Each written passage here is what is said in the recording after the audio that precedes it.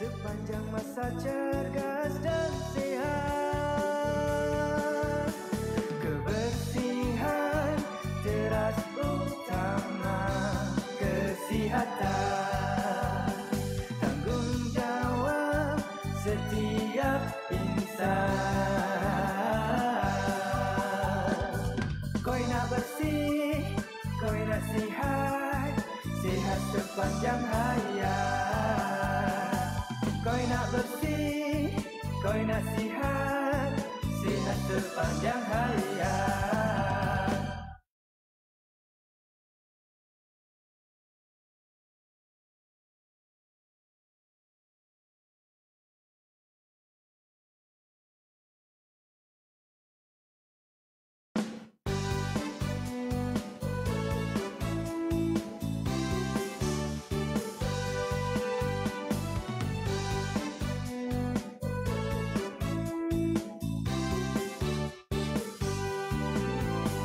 Kesehatan adalah anugerah yang teragung dalam kehidupan kita. Budayakan amalan kebersihan dan pencegahan, tanggung jawab semua. Dari hujung rambut hinggalah kaki, utamakanlah kebersihan diri. Amalkan 7 langkah cuci tangan selepas ke tandas dan sebelum makan. Koi nak bersih, koi nak sihat, sihat sepanjang hayat. Koi nak bersih, koi nak sihat, sihat sepanjang hayat. Kebersihan rumah dan persekitaran, gotong royong bersama berusaha. Sediakan makanan dengan sempurna, kebersihan dapur mesti dijaga. Pilih premis makan bersih selamat, utamakanlah menu sehat. 10,000 langkah setiap hari, sepanjang masa cergas dan sehat. Kebersihan teras utama kesihatan, tanggung jawab setiap insan. Koi nak bersih, koi nak sihat, sihat sepanjang hayat. Koi nak bersih, koi nak sihat, sihat sepanjang hayat.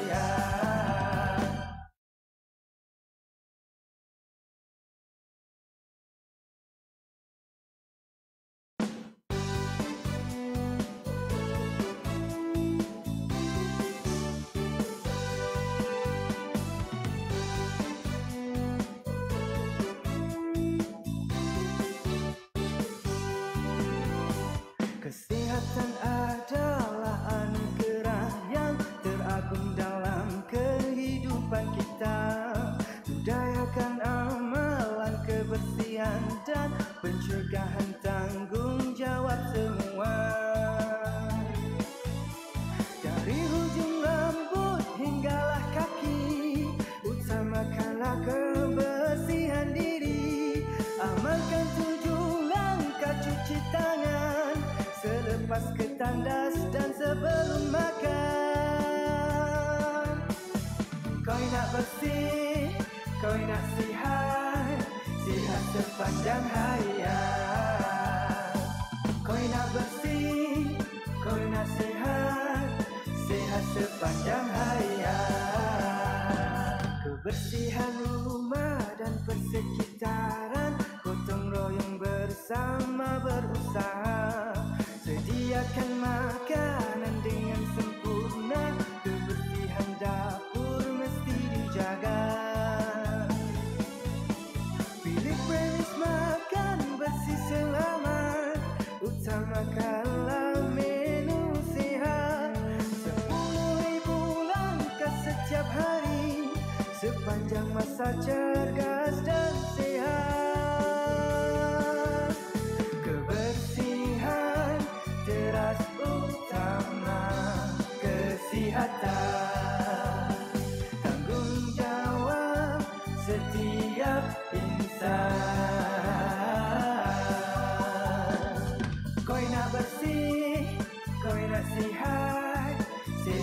sepanjang hayat.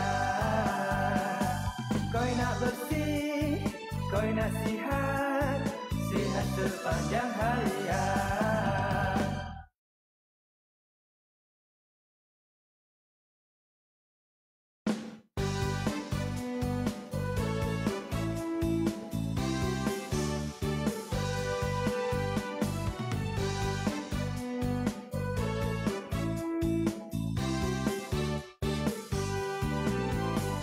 Kesihatan adalah anugerah yang teragung dalam kehidupan kita. Budayakan amalan kebersihan dan pencegahan, tanggung jawab semua. Dari hujung rambut hinggalah kaki, utamakanlah kebersihan diri. Amalkan 7 langkah cuci tangan selepas ke tandas dan sebelum makan. Kau nak bersih, kau nak sihat, sihat sepanjang hayat. Kau nak bersih, kau nak sihat, sihat sepanjang hayat. Kebersihan rumah dan persekitaran, gotong royong bersama berusaha. Sediakan makanan dengan sempurna, kebersihan dapur mesti dijaga. Pilih premis makan bersih selamat, utamakanlah menu sehat. 10,000 langkah setiap hari, sepanjang masa cergas dan sehat. Kebersihan teras utama kesihatan, tanggung jawab setiap insan. Kau nak bersih, kau nak sihat, sihat sepanjang hayat. Kau nak bersih, kau nak sihat, sihat sepanjang hayat.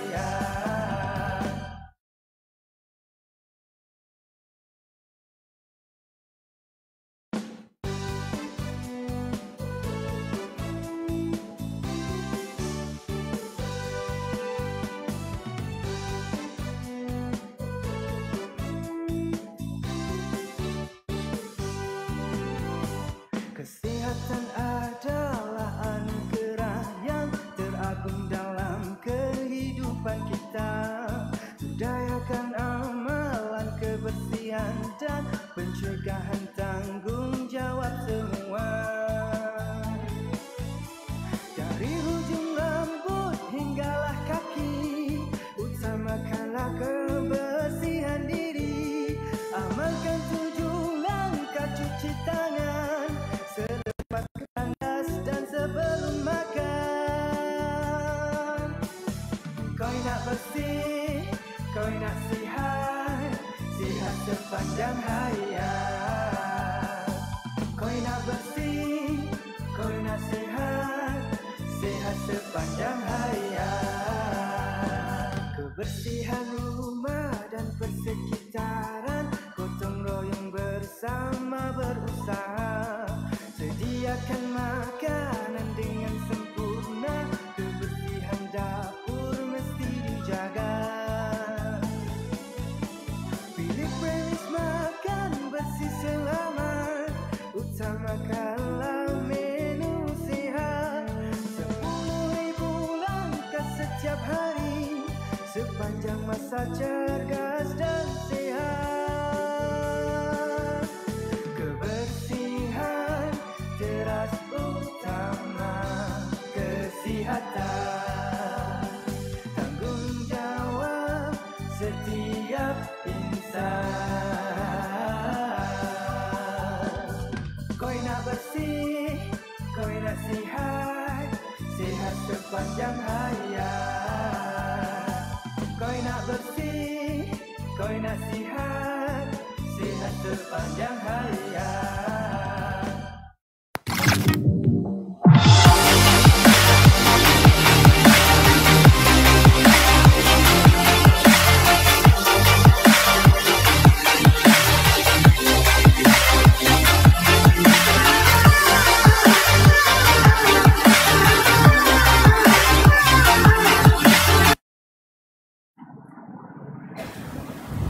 Assalamualaikum warahmatullahi taala wabarakatuh dan salam sejahtera saya ucapkan kepada semua yang menonton FB Live Jabatan Kesihatan Negeri Pahang. Diharapkan kepada anda semua agar berada dalam keadaan yang tenang serta sihat fizikal dan mental. Jadi bersempena kempen kesihatan mental bagi program 1 bulan 1 kempen anjuran Unit Kawalan Penyakit Tidak Berjangkit NCD, kami bawakan khas kepada anda satu perbincangan topik yang sangat-sangat menarik berkenaan kesihatan mental. Dan saya Nur Azimah binti Junus, pegawai psikologi Unit Kawalan Penyakit Tidak Berjangkit, akan menemani anda selama 1 jam bagi perbincangan kita pada hari ini. Baiklah, tajuk yang kita akan kupaskan pada hari ini ialah Livestock Minda Sihat. Tolong saya stres. Saya stres ke tak stres ni? Tengok tajuk pun dah agak-agak stres kan? Okey, jadi bersama-sama kita pada hari ini seorang ahli panel yang sangat-sangat berpengalaman dan juga pakar dalam bidang kesihatan mental, iaitu Dr. T. Chun Kiat, merupakan pakar psikiatri dari Jabatan Psikiatri dan Kesihatan Mental Hospital Tengku Ampuan Afzan Kuantan HTA. Jadi apa khabar doktor? Selamat datang. Terima sihat? Kasih. Sihat. Sihat. Jadi doktor, hari ini doktor macam mana? Dengan cuaca yang agak panas, bagaimana kesihatan mental doktor hari ini? Okey, kesihatan mental saya sangat bagus hari sangat ini. Bagus. Terima kasih pihak penganjur kerana sudi menjemput saya untuk mengupas mengenai topik kesihatan mental ni pada hari ini. Okey, baik doktor.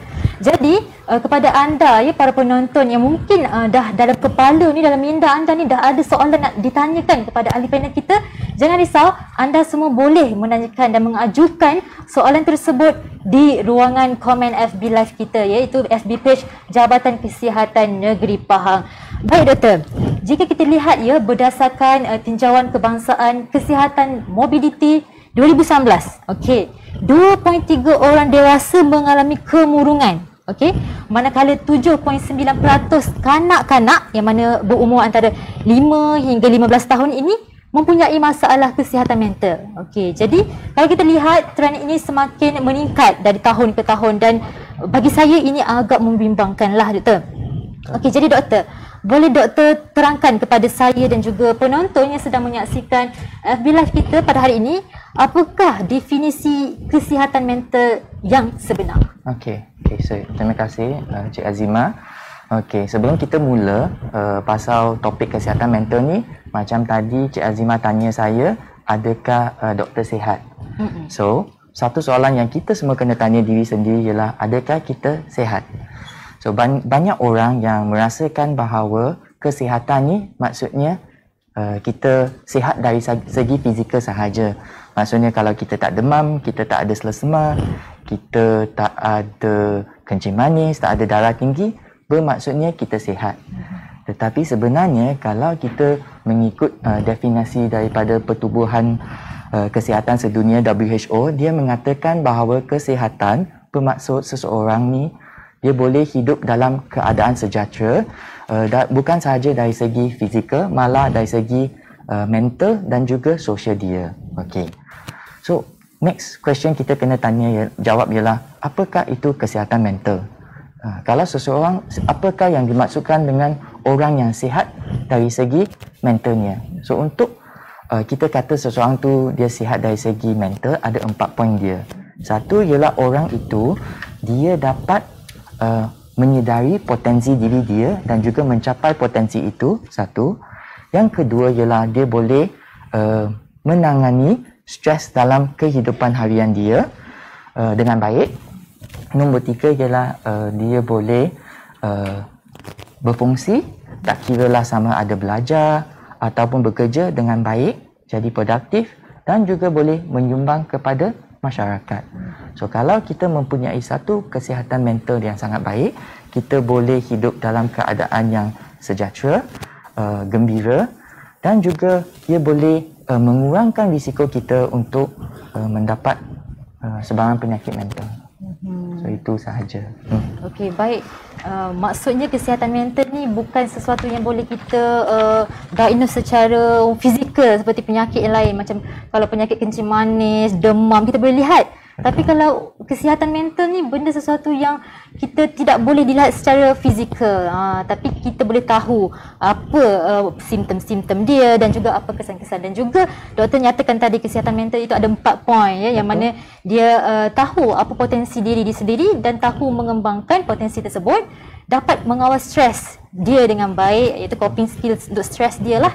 Dan juga boleh berfungsi dengan baik, dan yang terakhir sekali yang keempat itu dia sendiri dapat menyumbang kepada masyarakat. So bila ada 4 poin ini adalah melambangkan seseorang itu mempunyai kesihatan mental yang baik. Betul doktor? Betul. Okey doktor, boleh kita tahu adakah kesihatan mental ini sesuatu yang penting yang perlu kita cakna ataupun tidak? Okey. Kesihatan mental ini memang sangat penting, perlu kita fokus, beri banyak perhatian kepada dia, sebab walaupun dalam keadaan yang kita sihat dari segi fizikal, kita tak demam semua, tak ada macam kecacatan otot ke, tak ada kanser semua, tapi kalau fikiran kita yang sebenarnya mengawal kita punya tindakan, tingkah laku, kalau dia tak berada dalam keadaan yang baik, maksudnya benda, walaupun fizikal kita sihat tapi kita tak boleh berfungsi, tak boleh buat apa-apa. So sangat-sangat penting supaya kita ada satu kesihatan mental yang baik.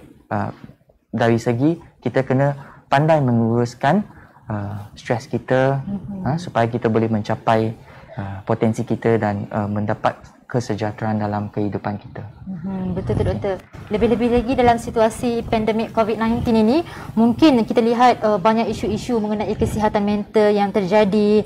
Ya, mungkin ada di antara mereka yang mengalami kemurungan seperti hilang kerja, hilang sumber pendapatan dengan kaedah pembelajaran sekarang ya. Macam orang cakap, bila ibu bapa yang perlu menguruskan anak-anak di rumah, ya, bukan sesuatu yang mudah kan.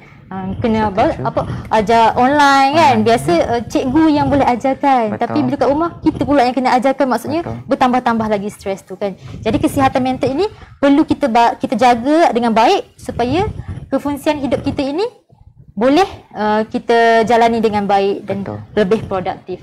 Baiklah, doktor, sebelum kita rehat, kita ada satu soalan daripada Sharifah ya, yang mengatakan apakah kita boleh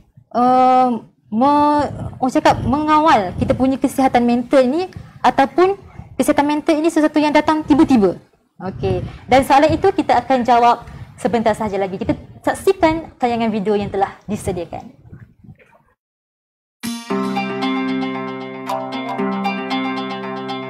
Saya sihat. Baik. Okey je. Alhamdulillah, saya okey je.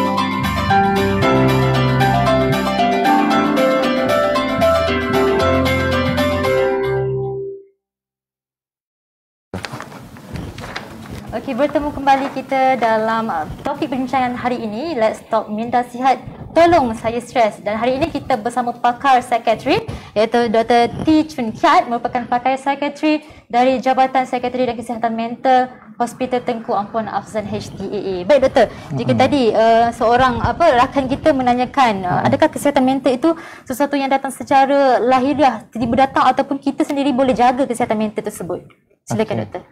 So, kesihatan mental ini, saya rasa mungkin soalan yang ditanya ialah bagaimana kita nak menjaga stres kita.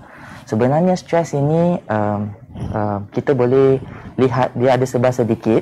Stres ini kalau ikutkan definisi ialah tindak balas kita, tidak kira secara fizikal ke mental atau emosi, terhadap sebarang perubahan. So, kalau katakanlah stres ini macam saya. Ini pertama kali saya buat Facebook Live. So satu perubahan dalam hidup saya. Okey. So kalau saya datang sini untuk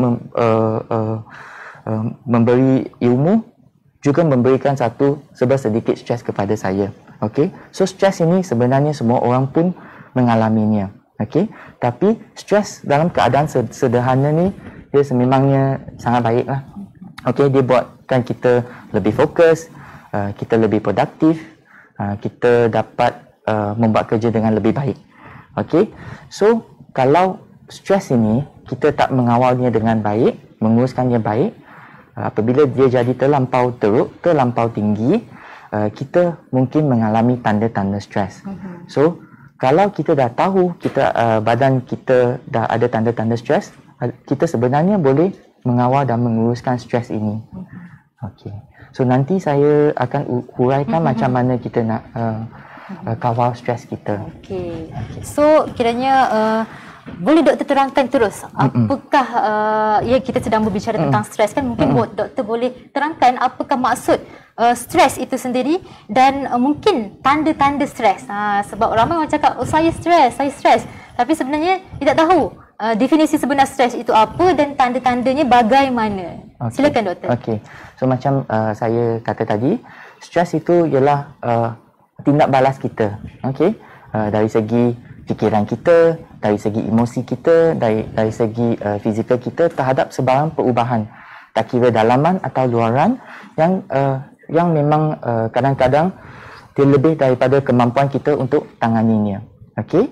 So stres ini dia tanda-tanda stres ini kita boleh bahagikan kepada emosi, fikiran dan juga fizikal. Kalau kita rasa stres, kadang-kadang emosi kita mungkin kita akan rasa macam sedih. Okey, seseorang tu mungkin akan rasa risau, rasa bimbang, rasa kecewa. Dari segi fikiran pula, orang yang stres ni mungkin dia lebih fikir daripada sudut yang lebih negatif. Okey, benda-benda baik dalam hidup ni mungkin dia tak nampak, dia tak boleh fikir secara positif, dan juga dia mungkin rasa susah nak tumpukan perhatian terhadap pekerjaan dia, dan juga rasa macam susah untuk membuat keputusan. Dari segi fizikal pula, kalau seseorang tu stres, mungkin dia akan selalu rasa pening-pening kepala, atau sakit kepala, kadang-kadang rasa sakit-sakit badan, rasa hati debar-debar, peluh-peluh, rasa macam ada masalah dengan tidur, kurang selera makan. So semua tu ialah tanda-tanda stres yang biasanya lah kita nampak. Okay, jadi doktor rangkumkan bahawa stres ni boleh kita lihat ada dari segi 3 perspektif lah, iaitu dari segi emosi kita, fikiran dan juga fizikal. Di mana doktor nyatakan bahawa kalau seseorang ni stres ni, mungkin emosi dia bercelaru. Orang cakap mood swing kan, macam biasa-biasa kita cakap, kenapa ni kau stres ke? Mood swing je kan. So tu mungkin salah satu tanda stres. Kemudian fikiran bercelaru, bermaksud bila kita nak membuat sesuatu keputusan itu, mungkin kita berada dalam keadaan yang tidak rasional. Dan bila stres ini sangat orang cakap mempengaruhilah bila kita membuat sesuatu tindakan kan doktor. Okey, jadi doktor, bagaimanakah cara yang terbaik untuk kita kendalikan stres tersebut? Okey. Sebenarnya ada banyak cara untuk tangani stres, menguruskan stres. Saya rasa semua orang kat penonton kat rumah pun mereka ada cara tersendiri untuk kurangkan stres. Okey. So saya akan ulaskan beberapa yang common sahaja. Okey, salah satu cara yang untuk kita uruskan tangani stres ialah kita kena ada rutin harian yang baik. Contohnya kita kena ada rehat dan tidur yang secukupnya. Okey. Kalaulah kata kita tak kurang tidur, apa yang akan berlaku kepada kita ialah kita akan rasa macam letih, lesu, fokus kita kurang, kadang-kadang juga mungkin kita jadi cepat marah. Okey, dan dia akan mengganggu emosi kita. So, sangat penting ialah kita amalkan tidur yang secukupnya, tidur awal, bangun awal, okey, untuk supaya ialah kita dapat dia tak mengganggu sangat emosi kita. Okey. Kalau tidur terlebih tu macam mana doktor? Tidur terlebih tu sebenarnya dia satu tanda stres juga. Satu tanda stres juga Okey. Sesetengah orang kalau dia stres, dia tak nak fikir apa-apa pun dia akan tidur berlebihan. So kita kena tidur sekurang-kurangnya 8 jam. Kalau keterlaluan mungkin tak berapa baik juga. Sama dengan apa-apa jua yang kita buat dalam hidup tu, kalau terlebih tak berapa baik juga. Kita kena sederhana. Okey. Next kali ialah mungkin kita kena jaga diet. Jaga diet. Kita kena makan makanan yang seimbang, berkhasiat dan makan ikut waktu. Meskipun kita stres, kita bekerja sibuk, tapi yang itu kita kena jaga juga. Okey. Poin yang seterusnya ialah apa yang kita boleh buat ialah kita lebihkan masa untuk buat aktiviti atau hobi yang kita minat. Okey. Setiap orang mempunyai aktiviti yang dia minatkan. Ada orang yang suka membaca, ada orang yang suka menulis, hiking, melukis, ada orang yang suka baking, memasak, ada orang yang suka shopping. Kalau shopping yang berlebihan tu mungkin kurang baik sikit, tapi nanti kalau duit pun makin kurang lah. Kurang juga. So ada banyak saja stress. So stress management teknik. So lebihkan kepada buatkan aktiviti-aktiviti yang seronok. Meskipun kita rasa stres, rasa tak ada minat lah, tak ada rasa tak naklah buat apa-apa, tapi kadang-kadang kalau kita push diri sendiri untuk buat tu, mood kita akan sebenarnya akan jadi lebih baik. Okey. Satu next point saya nak ulaskan mungkin ialah pasal talk. Kalau kita punya tajuk ialah let's talk, minda sihat kan. So sebenarnya kalau semasa kita stres, kita banyak emosi yang kita sedang pendam dalam suppress. Dan adalah satu teknik yang bagus kalau kita dapat luahkan emosi atau perasaan dan fikiran kita kepada orang-orang yang kita percayai. Okey. Kadang-kadang kita mungkin tak nak cara penyelesaian daripada orang yang kita luahkan. Kita hanya nak mereka mendengar sahaja. Okey. Kalau kita kadang-kadang rasa kita tak ada orang yang kita boleh trust, percayai, mungkin kita boleh beli satu jurnal atau diary dan tulis fikiran dan emosi kita masa kita stres dalam buku itu. Okey. Next point ialah kalau orang yang ada pegangan agama, so lebihkan beribadat, berdoa, ikut kepercayaan masing-masing. Sebab kadang-kadang kita rasa macam tak ada orang boleh tolong kita, tapi orang yang berpegangan agama mungkin Tuhan boleh membantu mengurangkan stress level dia orang. So sangat bagus juga. Salah satu lagi lain yang cara yang kita boleh buat ialah kita boleh amalkan nilai kesyukuran. Okey. Kadang-kadang orang macam tadi saya kata, masa kita stres, kita tak nampak benda-benda yang positif. Kita tak nampak benda-benda yang buatkan kita rasa bahagia. Kita hanya fikir kepada benda yang negatif sahaja.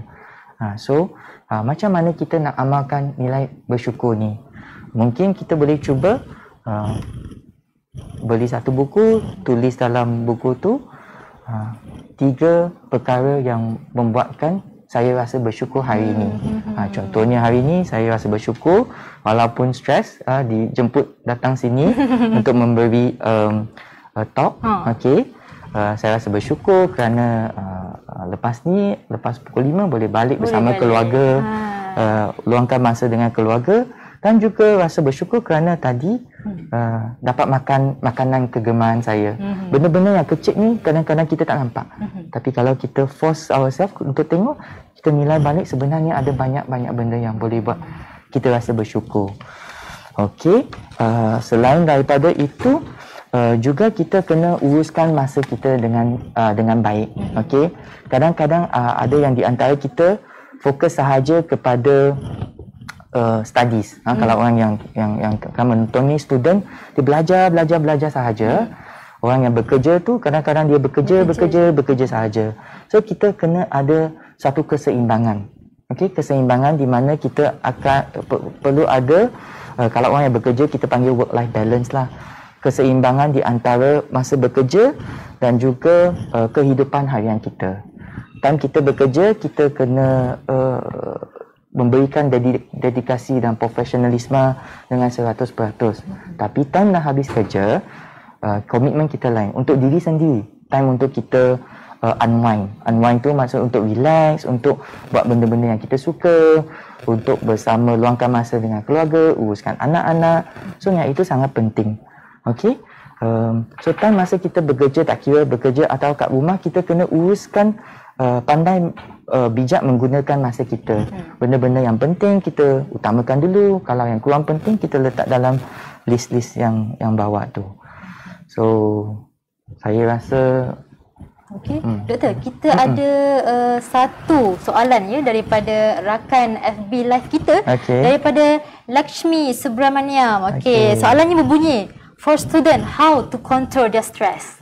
Untuk pelajar, mungkin pelajar sekarang tak kisahlah di sejak pun orang cakap tadika pun sekarang online. Ya, tadika pun online. Okey, Assalamualaikum cikgu, nama saya sekian-sekian. Okey, baru 6 tahun dia dah online. Okey, ini kan lagi yang sekolah rendah, sekolah menengah dan juga IPT. Usia pun dah kena online punya pembelajaran. Jadi mungkin bagi mereka yang tiba-tiba orang cakap culture shock lah, tiba-tiba masuk universiti, masuk alam persekolahan darjah 1 dah kena buat online. Jadi macam mana doktor, nasihat sedikit untuk rakan kita Lakshmi Subramanian untuk control stres dalam dunia studies ni? Okey, terima kasih Lakshmi kerana tanyakan soalan itu.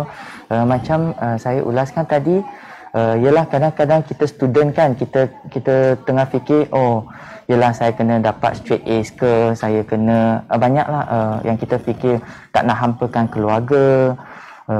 So kita cuba untuk be the best. Itu bukan salah, itu sangat bagus. Tapi kita sebagai student, student tu tugas tu seorang student tu untuk belajar. Tapi time lepas belajar tu mesti ada time untuk kehidupan harian, untuk bersosial, bergaul dengan keluarga. Sebab kalau kita fokus kepada belajar sahaja sampai satu tahap yang kita rasa sangat-sangat stres, time masa tu mungkin kita tak dapat nak fokus, tidak dapat fokus dan pelajaran kita merosot. So yang paling penting macam mana mengawal stres, saya rasa banyak cara lah, macam saya kata tadi, bersenam, bercakap dengan orang, set prioritize apa yang prioritize benda-benda yang penting masa pelajaran. Lepas tu mungkin adakan group study dengan orang, adakan timetable, rehat secukupnya, ada time untuk beriadah juga, dan untuk kena ingat bahawa kita kena ada time untuk relax juga. Untuk relax ya. Jadi seperti doktor bagi tahu tadi, untuk kawal stres ni ada pelbagai coping skills dia. Ada yang kita boleh buat dengan bersenam, ada boleh kita dengan orang cakap buat sesuatu yang kita sukalah, hobi seperti macam berkebun ke, ataupun suka pergi memancing, kita bagi memancing. Ni kadang-kadang ada ya, sebelum ni pengalaman saya lah ya, mengendalikan kes-kes berkenaan rumah tangga, suami dan isteri bergaduh. Kenapa? Sebab isteri tak bagi suami memancing. Sedangkan bagi suami, memancing itu adalah salah satu cara untuk dia cope dengan stres tersebut. Jadi kepada para penonton, terutama sekali isteri-isteri kat rumah ya, kalau suami nak pergi memancing, jangan halang, tapi cakaplah kat dia balik sekian-sekian. Itu lebih baik daripada terus bergaduh di rumah ya.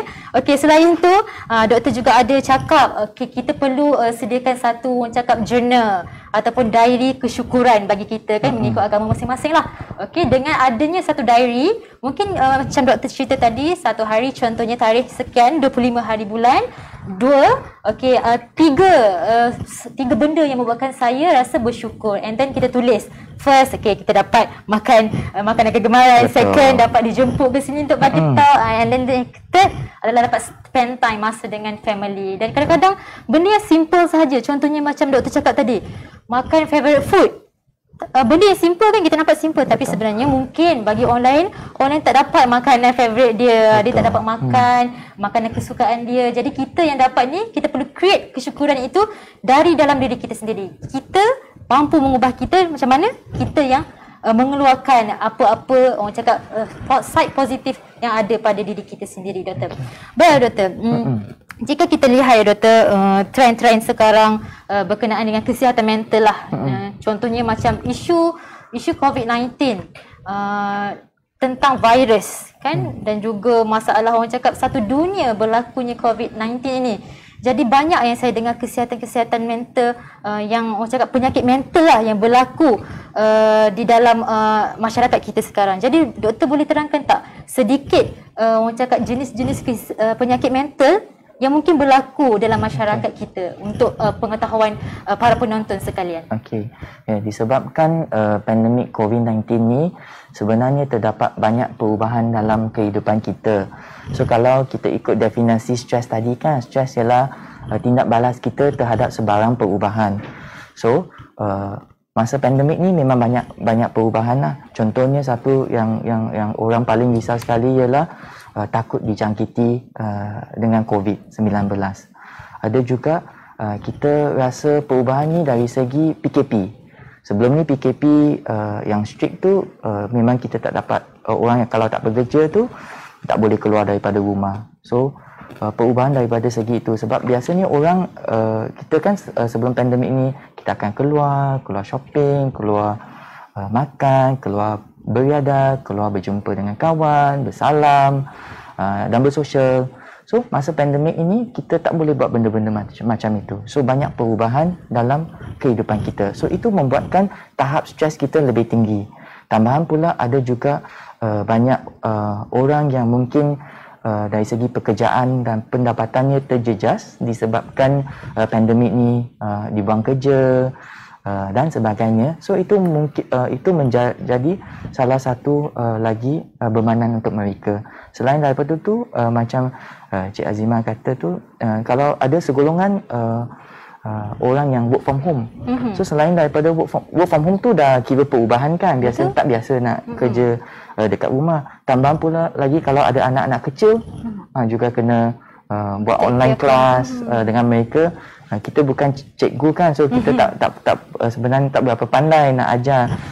So disebabkan perubahan yang kita alami ni disebabkan COVID, tahap stres kita naik. Kalau orang-orang boleh tangani stres, uruskan stres dengan baik, risiko dia untuk dapatkan penyakit mental berkurangan. Tetapi tambahan pula dengan faktor-faktor lain, stres ini kita tak kawal dengan betul, kita nampaklah lebih ramai orang yang ada penyakit anxiety, penyakit kemurungan, dan juga kadang-kadang orang yang sakit macam OCD dia lebih yang mungkin dia ada obsesif tema yang takut pasal kekotoran ke atau dijangkiti dengan kuman, yang itu mungkin jadi lebih teruk. Tak semestinya terpulang kepada individu lah. Mungkin jadi lebih teruk. So itulah yang kita biasa tengoklah dalam keadaan pandemik sekarang. Betul-betul. So pelbagai orang cakap penyakit mental yang mungkin boleh wujud dalam situasi pandemik COVID-19 seperti yang doktor beritahu tadi. Mungkin ada seseorang yang mengalami depression, ya, mengalami anxiety, kerisauan terhadap pandemik COVID-19, macam mana dia tak boleh nak keluar, nak buat sesuatu yang dia orang sering lakukan. Dan doktor juga ada nyatakan ada juga beberapa yang mempunyai OCD, ya, Obsessive Compulsive Disorder, yang mana mereka ni takut ataupun cakap allergic lah kepada bakteria, kepada kekotoran. Sebagai contoh, bila macam pergi keluar je ni dia nak basuh tangan banyak-banyak, ya, basuh tangan kali sampai memudaratkan. Maksudnya dia tak salah kalau kita nak menjaga kebersihan dengan mencuci tangan dan sebagainya. Tetapi kalau situasi itu boleh memudaratkan, seperti contohnya dia basuh tangan banyak kali sampai berdarah tangan dia, dan itu mungkin sesuatu yang agak serius yang anda perlu cakna. Okey, doktor, kita ada banyak soalan ya daripada rakan FB kita. Saya bacakan ya doktor. Okey, daripada Encik Ahmad Zakaria. Okey, soalan dia, tahap stres apa yang sepatutnya pesakit perlu berjumpa dengan pakar psikiatri doktor? Ada kerahsiaan atau tidak tentang maklumat pesakit yang menerima rawatan daripada doktor? Dan juga saya rasa soalan yang kedua ini adalah sama juga daripada Imimi.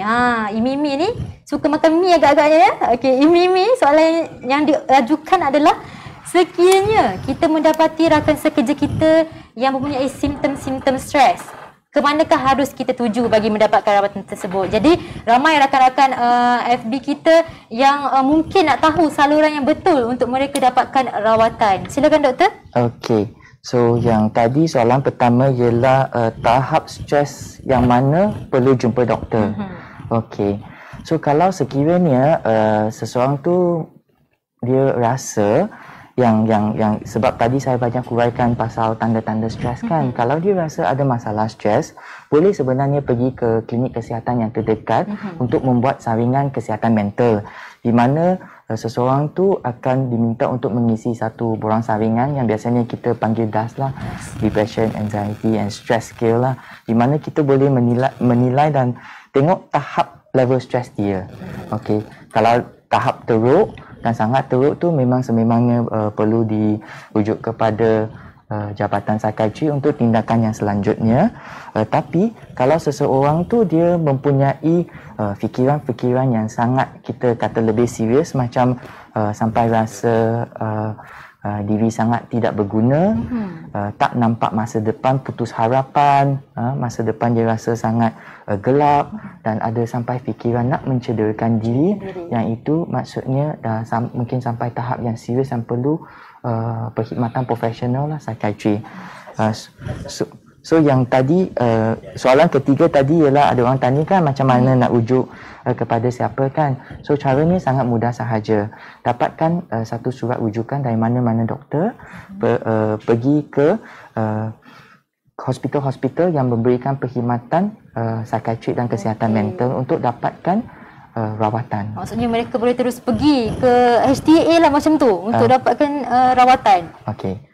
Kebiasaannya apa yang kita praktikan ialah boleh dapatkan surat rujukan, sebab dengan surat rujukan kita boleh triage, kita tengok yang kes mana yang diberi keutamaan dulu. So dengan surat rujukan tu kita dapat tahu oh ini kes yang serius, mungkin kita tengok kena buka dan tengok patient hari ini. Kalau yang rasa okey lagi, mungkin kita bagi temu janji macam itu.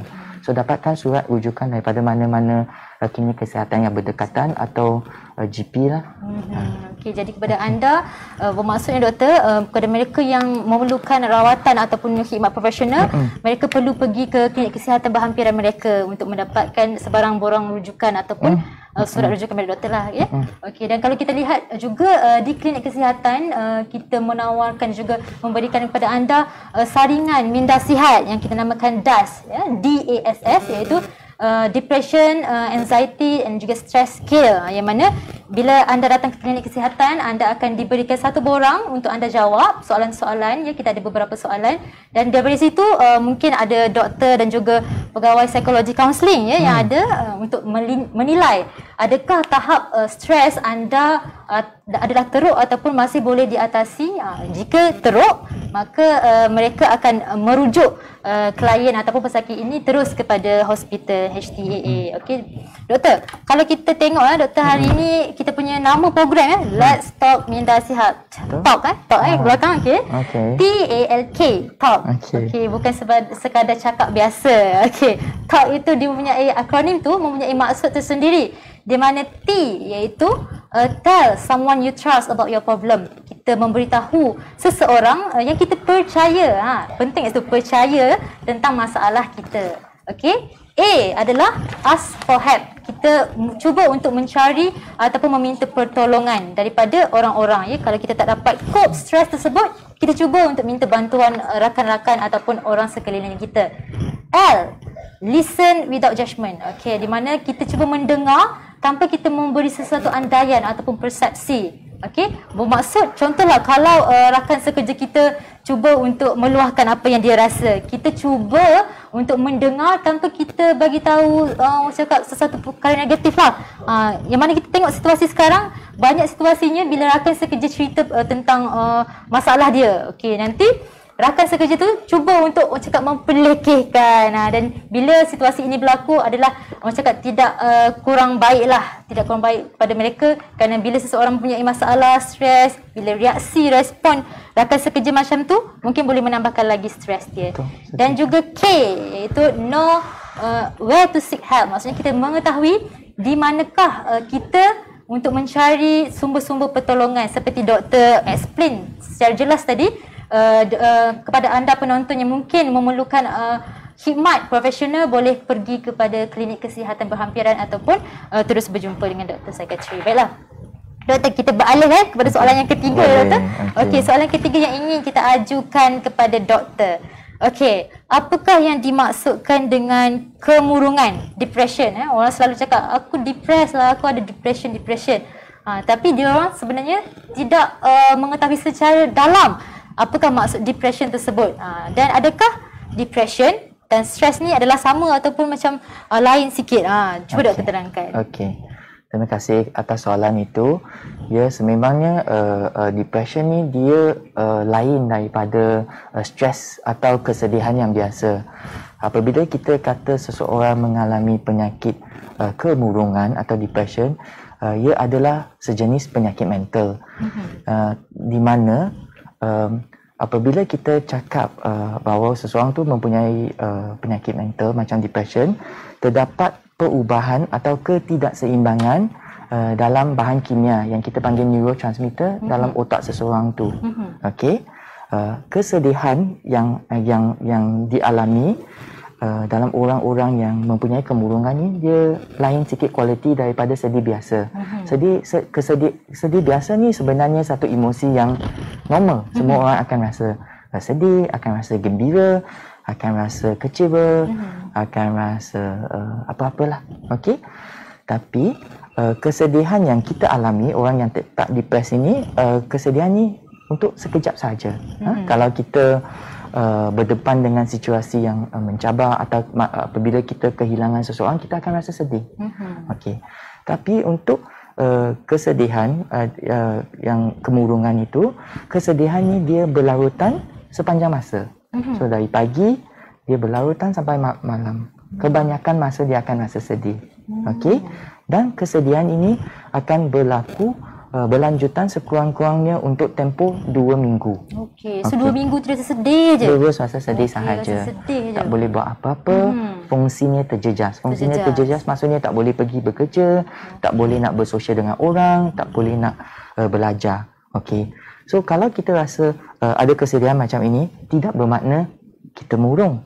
Kena ada simptom-simptom lain juga. Okey, antara simptom-simptom lain yang seseorang yang depres ni dia akan alami ialah apa yang kita panggil anhedonia. Anhedonia ini maksudnya sebelum ni dia ada aktiviti atau hobi-hobi yang boleh buatkan dia rasa seronok. Tapi buat masa sekarang, kalau dia buat benda tu dia rasa tak seronok. Atau dia rasa tak minat langsung untuk membuat perkara tersebut. Okey. Selain daripada rasa sedih, kurang minat, selera pun akan jadi, seseorang yang murung pun selera dia akan jadi kurang, hilang selera makan, tidur dia akan terjejas, dia akan sentiasa rasa letih, lepas itu daya tumpuan dia, fokus tu jadi kurang. So masa kat tempat kerja tu dia tak boleh fokus, lalu buat silap. Selain daripada tu, dia mungkin akan rasa macam diri sendiri tak berguna. Okey. Selain daripada tu, mungkin dia rasa putus harapan. Rasa juga ada kes-kes yang serius sampai pula tahap ada fikiran nak bunuh diri. Okey, nak bunuh diri ya. Bahaya tu saya rasa. Sangat bahaya. Okay. So sekiranya ada gejala-gejala ini untuk diagnose seseorang untuk yang seseorang tu sebagai depression, kena ada sekurang-kurangnya 5 simptom, 5 kriteria yang saya cakap tadi. Tapi antara kriteria yang mesti ada ialah satu ialah kesedihan yang berterusan itu berpanjangan selama sekurang-kurangnya 2 minggu itu, dan juga salah satunya ialah anhedonia lah, rasa macam tak berminat atau tak seronok kalau buat benda-benda yang seronok dulu. Okey. Kira macam anhedonia ni, kalau macam sebelum ni dia suka pergi jogging atau cycling, tapi bila nampak basikal tu macam tak ada perasaan je tu kan. Rasa macam okey, tak nak buat apa-apa yang dia suka. Okey, jadi kiranya depression ini adalah bukan sesuatu yang senang-senang atau simply kita nak conclude kan. perlu ada kriteria dia seperti yang doktor bicarakan. Ada 5 kriteria yang perlu diambil kira untuk mendiagnose bahawa seseorang itu mempunyai depression. Dan seperti yang kita tahu tadi, doktor bagi tahu bila seseorang mempunyai orang cakap depression, kemungkinan dia ada simptom-simptom seperti tak macam suka tidur berpanjangan selama 2 minggu. Okey, kiranya doktor, adakah 2 minggu tersebut dia memang tak keluar bilik ke, ataupun macam kalau macam keluar sekejap tu adakah dikira selama 2 minggu? Betul. Sebab macam ini untuk kata sebab tahap depression pun ada tahapnya. Ada orang yang mild sahaja. Tahap depression dia mild sahaja, sikit sahaja. Ada yang tahap sederhana, ada yang tahap serius. So kita kena tengok secara keseluruhan. Kita tak boleh tengok adakah dia ada masalah tidur sahaja atau tidur berlebihan selama 2 minggu. Tapi kita kena tengok simptom-simptom lain juga dan buat satu penilaian. Baik, doktor. Okey doktor, sebelum kita berehat seketika, kita akan ada 2 soalannya. Sebenarnya banyak soalan daripada rakyat FB kita, tapi saya ambil sedikit. Okey, soalannya daripada Rahim Tugana. Okey, stres sebelum bersara, bagaimana nak atasi? Ni rasa sebelum bersara macam mana kan? Mungkin rasa stres, ada banyak kerja sebelum bersara. Okey, macam mana nak kawal stres tersebut? Dan juga yang kedua daripada Rudiana Abdul Rahim. Okey, macam mana stres ni boleh trigger kanser? Okey, soalan yang sangat saya rasa menarik sekali untuk kita bincangkan selepas ini, dan kita berehat seketika dan jumpa selepas ini. Let's talk about this. 29.2% rakyat Malaysia ada masalah mental tau. Ini bermakna hampir 9 juta rakyat Malaysia berdepan masalah mental. Sakit mental adakah gila? Tidak semestinya. Masalah kesihatan mental adalah lebih daripada sekadar hilang kewarasan. Kondisi seperti kekurangan tumpuan, kebimbangan, kemurungan, bipolar, skizofrenia, masalah penggunaan dadah, malah demensia merupakan antara jenis masalah kesihatan mental yang mungkin masyarakat terlepas pandang. penting untuk ambil tahu. Penting untuk ambil tahu. Stigma bahawa sakit mental adalah gila menyebabkan penangguhan dalam mendapatkan rawatan, sekaligus menyumbang kepada pertambahan dalam populasi yang terjejas tahun ke tahun. Menurut kajian, pesakit secara purata mengalami keadaan psikosis selama 5 tahun. Dan sindrom psikotik selama 3 tahun sebelum didiagnos. Mengapa? Mengapa? Malu, takut akan persepsi masyarakat, Kurang tahu maka kurang sedar. dan kurang perhatian. 10 Oktober 2016 merupakan Hari Kesedaran Kesihatan Mental Sedunia. Dan kami mahu anda ambil tahu. Siapa tahu orang di sekeliling anda mungkin dalam peratusan terjejas. Anda perlu tahu respon terbaik. Respon yang terbaik untuk membantu. Sakit mental bukan gila. It's okay not to be okay. Let's talk about it.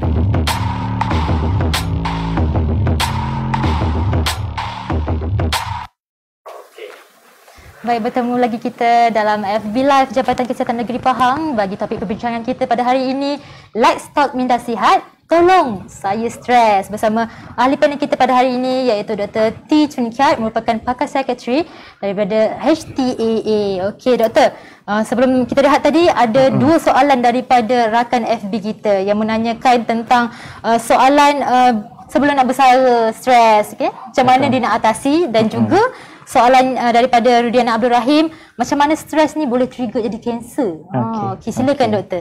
Okey. Terima kasih Cik Azima.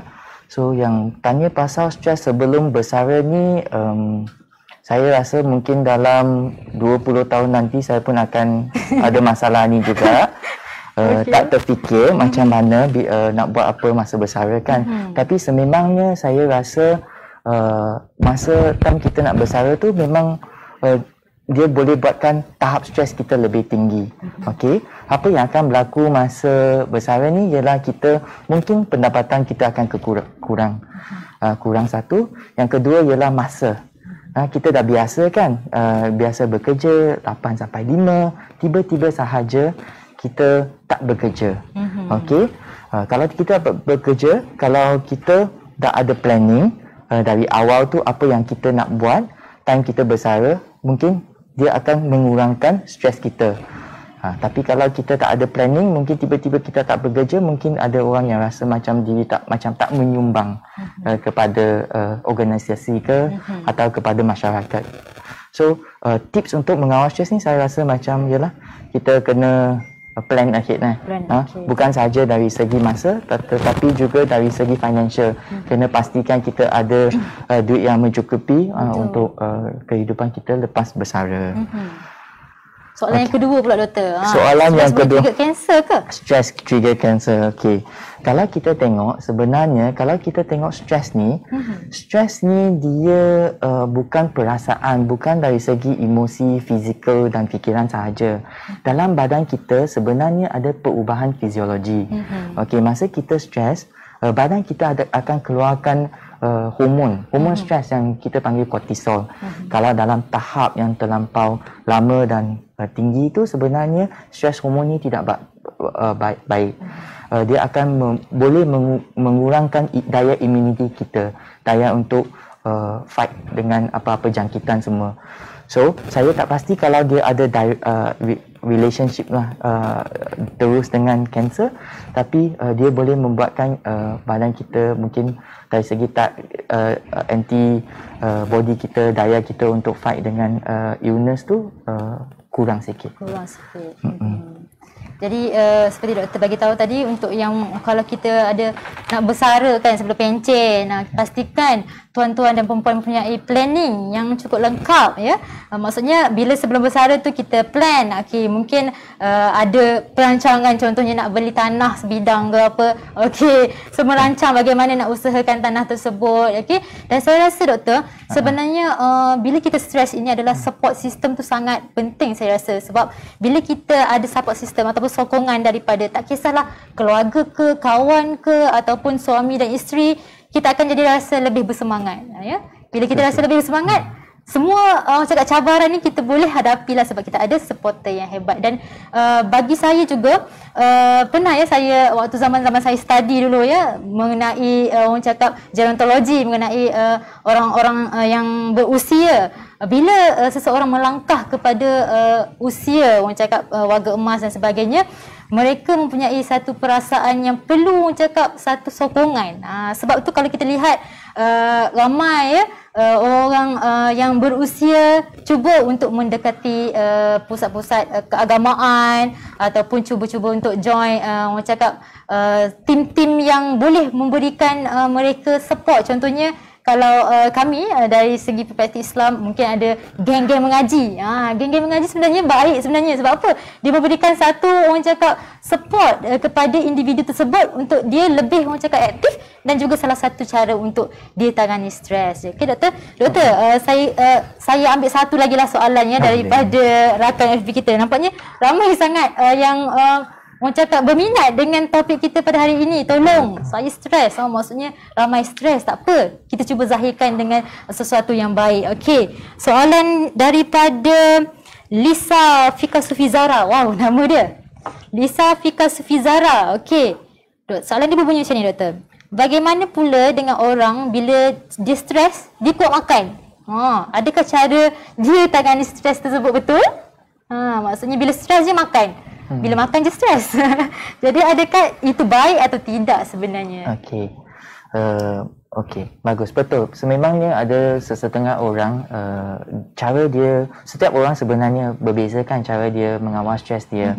So yang untuk sesetengah orang yang makan banyak, masa dia stres, kita panggil comfort eating lah. Dia dapat macam comfort daripada makan. Kalau dia stres dia makan, kalau dia stres dia makan. Okey. So mungkin disebabkan perbuatan dia makan tu boleh mengurangkan stres dia. Stres dia kurang. Tapi mungkin dari fizikalnya kita takut. Okey, stres tu kurang, dia hilang. Tapi apa jadi kalau kita makan banyak? Kita mungkin dapat obesiti pula. Obesiti yang lain kan. Kita punya dapat pula kencing manis ke, darah tinggi ke. So yang itu bukan kata langsung tidak baik, tetapi itu cara dia buat. So mungkin boleh substitute. Kita boleh first ialah cuba masa kita stres kita makan makanan yang berkhasiat. Betul tak? Mungkin kita potong timun ke, kalau kita stress carrot ke, kita stress kita makan. Okey, strategi yang baik tu. Strategi yang baik kan, kita substitute, bukan kata langsung tak buat. Kalau boleh tukar cara lain tak apa. Kalau tak boleh, mungkin kita pilih makanan yang lebih berkhasiat, yang lebih baik untuk kesihatan kita. Jadi bila stres je, tukarkan kepada, orang cakap bila kita stres kita suka makan fast food kan. Okey, tukarkan kepada sesuatu diet yang lebih, orang cakap, baik. Contohnya macam doktor cakap tadi, timun ke, salad ke, ataupun buah-buahan. Yang mana bila kita gantikan dengan sesuatu yang baik ni, ia secara tidak langsung memberikan kita kesihatan yang baik. Yang mana kesihatan yang baik ni akan mempengaruhi minda kita. Baiklah doktor. Okey, saya rasa macam kita pun dah nak mengakhiri perbincangan kita hari ini. Okey, jadi doktor, kalau kita lihat ya, stres ni bukannya yang teruk sahaja ya. Bila orang cakap stres je negatif, stres je negatif, tapi stres sebenarnya ada daripada side positif. Yang mana bila kita orang cakap bila stres ada negatif, ada positif. Yang negatif tu bagaimana? Yang negatif ni mungkin boleh memberikan efek lah kepada emosi kita, seperti penyakit mental tadi, diet yang tidak teratur. Tapi kalau stres yang positif ini yang membolehkan kita memberi satu motivasi dalam mind. Contohnya macam hari ni kan, kita nak buat FB Live dengan rakan-rakan kita. Kita cuba mencari sesuatu input dan cuba untuk gali ilmu, memberikan yang terbaik kepada para penonton kita pada hari ini. Jadi doktor, okey, sedikit nasihat ataupun rumusan yang boleh doktor berikan kepada rakan-rakan kita mengenai topik kita pada hari ini. Let's Talk Minda Sihat, tolong saya stres. Silakan. Okey, so rumusan yang saya nak share hari ini ialah kita kena tahu bahawa stres ni adalah normal. Semua orang akan mengalami stres. Lebih-lebih lagi zaman pandemik ini lagilah meningkatkan tahap stres kita. So, kalau boleh cuba, tadi kita dah bincang banyak cara kan untuk kurangkan stres. Kalau boleh cuba praktikkan apa yang dibincangkan tadi. Dekat rumah, dekat mana-mana sahaja, okey, buatkan itu. Tapi sekiranya kita rasa stres kita berada di tahap yang terlampau tinggi, atau kita ada gejala atau simptom-simptom yang serius, macam sampai tahap fikir nak bunuh diri, teruslah jangan rasa segan atau malu untuk dapatkan pertolongan dan rawatan di Jabatan Psikiatri. Sebab antara satu faktor yang sangat-sangat penting yang isu saya nak juga bawa hari ini ialah stigma. Betul, stigma disebabkan persepsi yang salah atau negatif terhadap orang-orang yang mengalami isu-isu kesihatan mental ini, membuatkan orang rasa malu. Dan segan untuk dapat datang rawatan. Okey, dalam kebanyakan orang, sebahagiannya ialah mereka fikir orang yang sakit mental ni dia gila. Dia gila.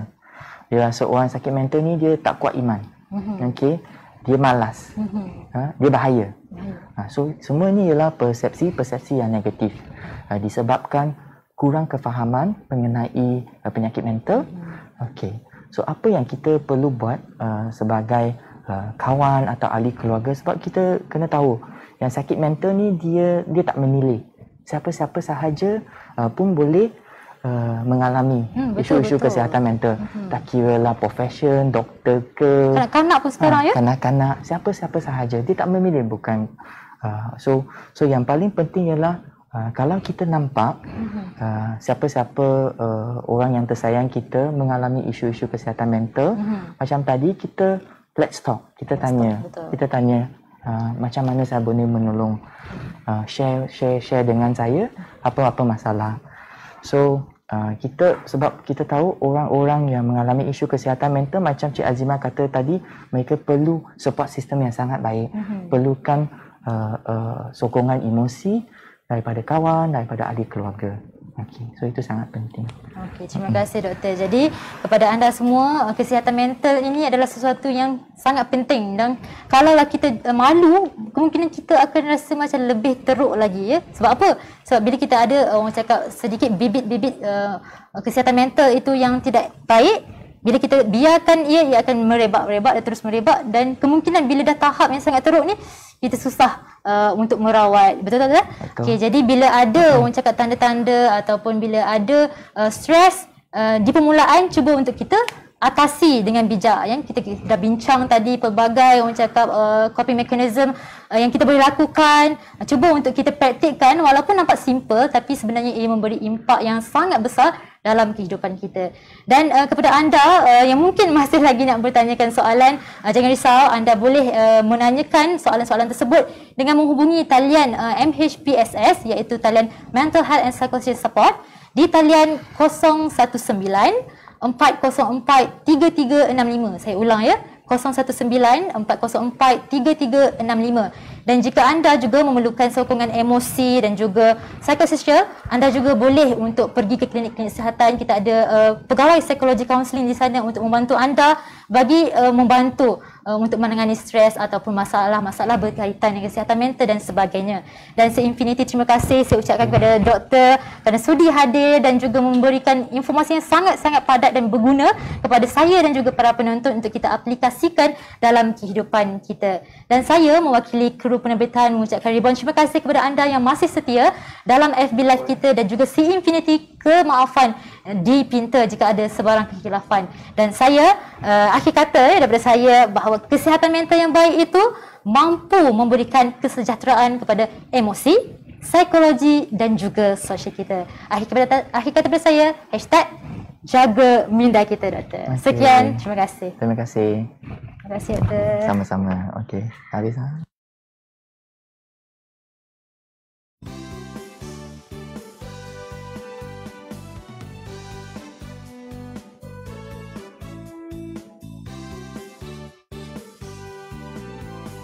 Kesihatan adalah anugerah yang teragung dalam kehidupan kita. Budayakan amalan kebersihan dan pencegahan, tanggungjawab semua. Dari hujung rambut hinggalah kaki, utamakanlah kebersihan diri. Amalkan 7 langkah cuci tangan selepas ketandas dan sebelum